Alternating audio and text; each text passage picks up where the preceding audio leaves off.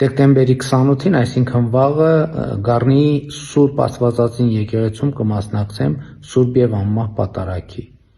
Այստեղ էլ իմ ակնկալիքն այն է, որ Կտրիչ Ներսյանի անունը չհնչի պատարագի ժամանակ նախկինում բերված հիմնավորումներով եւ պատճառներով։ Իդեպ կան մարդիկ, ովքեր ասում են, որ իրենք տարբեր եկեղեցիներում, երբ որ պատարագի են մասնակցում եւ հնչում է Կտրիչ Ներսյանի անունը, իրենք ցանկություն ունեն իրենց բողոքը արտահայտել հենց այդ պահին, արդյոք նման բան կարելի է եւ թույլատրելի է։ Ես կարծում եմ, որ այո, նման բան կարելի է եւ թույլատրելի է, որովհետեւ դա լեգիտիմ ակնկալիք է, որ այն մարդիկ, ովքեր իրենց հայտարարել են որպես վեհ եւ որպես որոշակի կանոններով ապրող մարդիկ եւ չեն կատարել դա,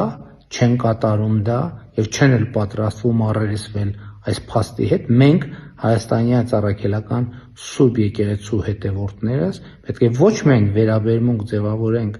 այդ փաստի առիթով, այլև պետք է արտահայտենք այդ վերաբերմունքը եւ ի վերջո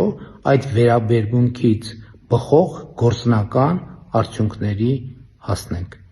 Իսկ վաղը ես, ինչպես ասացի, Գառնի Սուրբ Աստվածածին եկեղեցում կմասնակցեմ Սուրբ եւ Անմահ Պատարագի։